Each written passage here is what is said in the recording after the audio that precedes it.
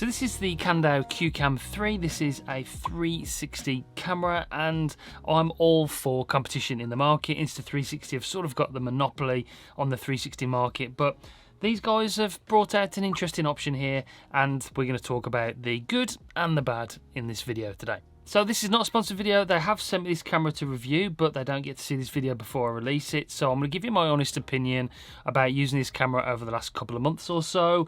First of all, I want to talk about the good stuff, and then we'll go on to the stuff that maybe you need to think about. This is a good quality camera. The build quality and everything is great. The battery is quite small. This is a battery that you get in the box. It's a 1600 milliamp battery. It's been okay. The battery life, I've been getting about 35 to 40 minutes worth of battery life out there. So build quality, really good, very, very rugged. It's quite a chunky boy though, compared to the GoPro Max, which is what I've compared it to most of the time in this video, because it's sort of exactly the same design. I mean, it's pretty much identical apart from the size. It's a much bigger device.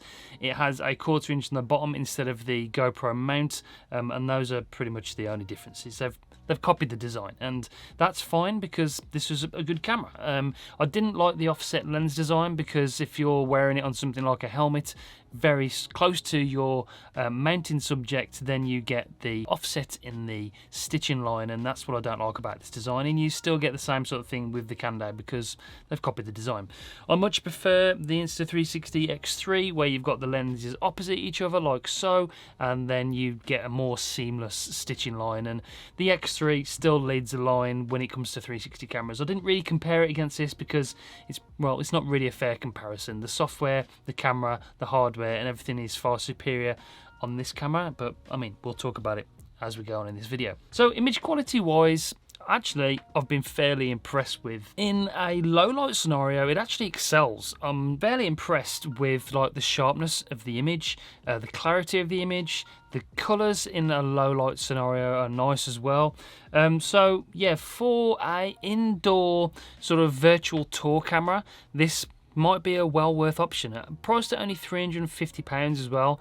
This is about £100 cheaper than its nearest competitor. It might make a good camera for sort of a virtual tour camera. Video wise, it suffers a little bit because it's got dual 1/1.55 sensors, and they are 1.6 aperture sensors. So the lens is 1.6 aperture, which is quite wide for a action camera. That means in like bright scenarios, it suffers from the highlights being blown out a little bit, and you have to sort of crank the shutter if you want to get like that nice high dynamic range, the even balanced picture. So you have got manual controls, so you can change like the shutter speed and the ISO and stuff like that, but because of that low aperture, you tend to suffer in bright light situations. It's not the best outside.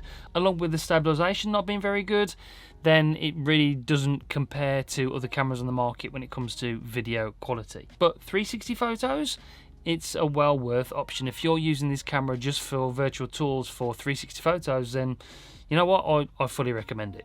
Let's talk about editing quickly, because editing is a massive part of 360, and they have their own application and their desktop studio. The desktop studio, a little bit clunky. When you try and download it, you get a load of security warnings as well. It took me a few days to try and figure out how to get that thing working, but once you're in there, it's not bad. It's okay. It's probably a little bit better than the GoPro's version for desktop editing.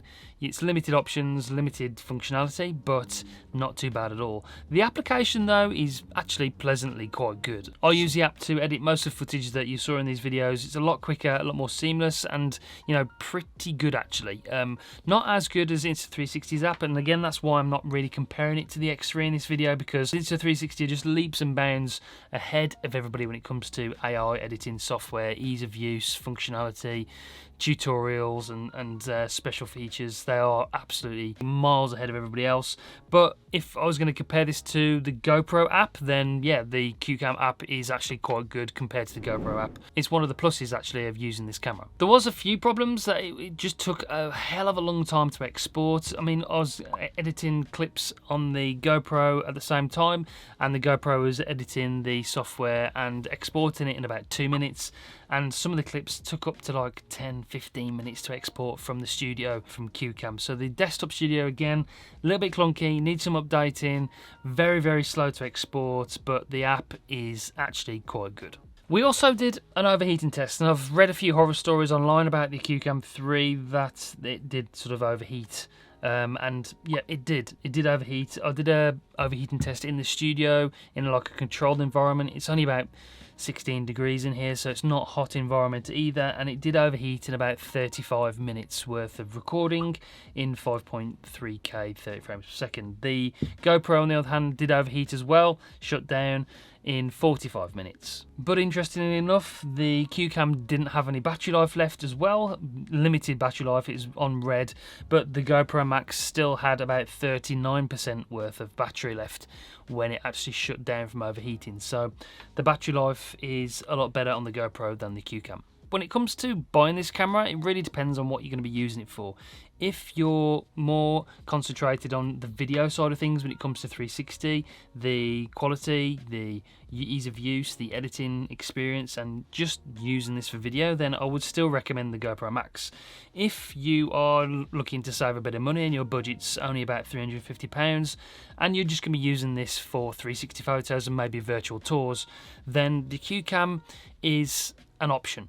Definitely an option. I was actually impressed with the quality of the image you get out of this camera in the right conditions, and I would recommend it for that purpose. Otherwise, it's, you know, it probably needs some updating. Maybe the next version that they bring out might be a little bit better. It's a good starting point, and some competition is better than no competition, and it's good to see somebody else trying to push other manufacturers to do better. Yeah, but it's not the most seamless workflow.